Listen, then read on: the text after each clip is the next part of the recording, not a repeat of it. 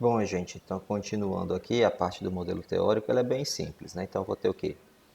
Eu vou ter um vetor aleatório, tá? Com a dimensão P mais Q, ou com a dimensão P, aí eu vou ter dois subgrupos, P1 e P2. Mas vamos adotar a notação do Johnson-Wigner, tá?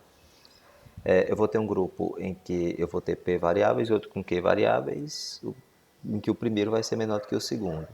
Porque se for maior, gera dependência linear. Então, basicamente é por isso que o P tem que ser menor ou igual que o Q. Menor ou igual, tá? Então, ó, eu vou ter o vetor aqui, ó, P dimensional, né, com dimensão 1 por P mais Q, ou seja, eu tenho P mais Q variáveis, e eu vou dividir naqueles dois subgrupos, tá? Que tem correlações fortes entre si dentro de cada grupo. Então, obviamente, eu vou ter um vetor de médias e uma matriz de variância e covariância de dimensão P mais Q por P mais Q. E aqui eu vou particionar aqui, ó. Do grupo 1 eu vou ter a matriz de variância e covariância do grupo 1, matriz de variância e covariância do grupo 2, dimensão Q, aqui P por P, e aqui Q por P e aqui P por Q, que são as matrizes de variância e covariâncias associadas a essas variáveis combinadas, né?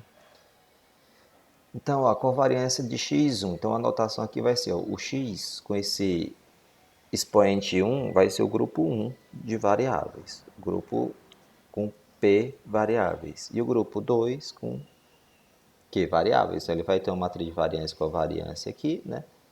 Que a gente vai chamar de sigma 1 e o outro sigma 22. E a covariância entre eles vai ser sigma 2, né? Bem intuitivo, ele só está particionando essa matriz, ok? Então, sigma 1, 2 mede a associação entre esses dois conjuntos de variáveis, tá? Na análise de correlação canônica, as combinações lineares, obviamente eu vou ter uma combinação linear, que eu vou chamar aqui de A' por x1, para o grupo 1, e uma combinação para o x2, que eu vou chamar de B'. Então, o que é que vai ser o? Vai ser como se fossem os scores, né? Associados ao grupo 1 e o V, os scores associados ao grupo 2, tá? Então, eu tenho a variância de U, só aplicar na definição, não é? Uma variância de U, tal que U é a linha X, vai ser a linha sigma 1A.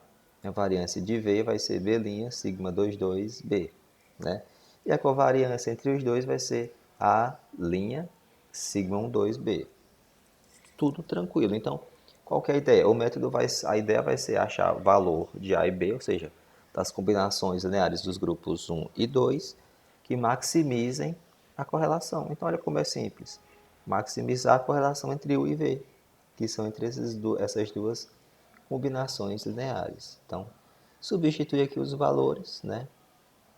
Aqui o sigma e aqui o produto dos dois desvios, né? Que é a covariância entre os dois grupos. Está aqui ela. E aqui é a raiz da variância, ou seja, o produto dos dois desvios associados a cada grupo. Ok?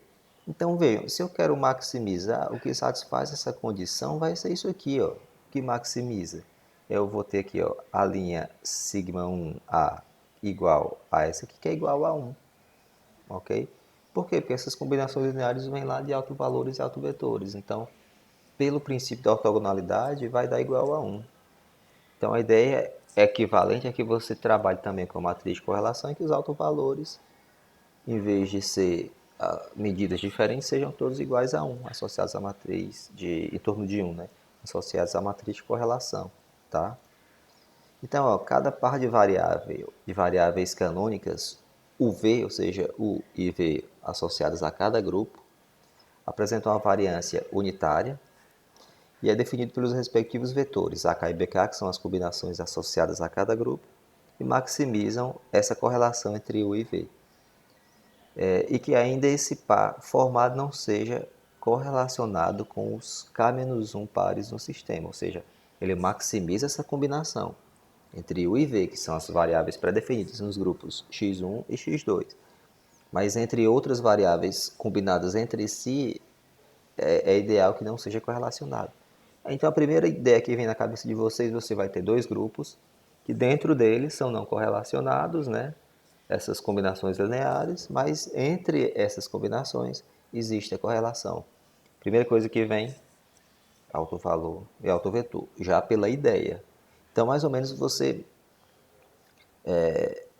que nem aquele teorema físico, né? Você não sabe se veio primeiro a ideia, que você já aplicou a teoria, a um conceito prático, se você já teve o contrário, né? Então você teve primeiro o conceito prático e pensou na prática e associou aquela ideia. Mas a ideia casou. Então a gente vai chegar a um conjunto de K pares de variáveis, esse K, obviamente, menor que o mínimo entre o P e o Q. Então, se isso não acontecer, não vai compensar aplicar a técnica, né? Então, ó, o resultado que maximiza, vou ter aqui ó, um conjunto aqui, ó, U. U vai estar associado à linha x1 e o B associado ao grupo 2. Então aqui eu vou ter ó, uma combinação linear aqui associada a x1, que eu chamei de AK, a linha, né? E a outra ao grupo x2. Então aqui ó, vai ser uma combinação linear que vai depender de quem? Da raiz quadrada, né?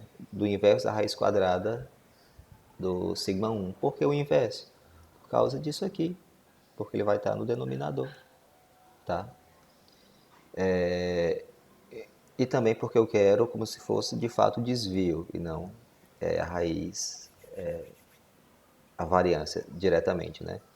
E a outra vai ser a mesma ideia, só que eu vou ter uma combinação F, tá? Então, para maximizar isso, o que é que vai acontecer? Eu estou pegando, olha só o que é que eu estou fazendo.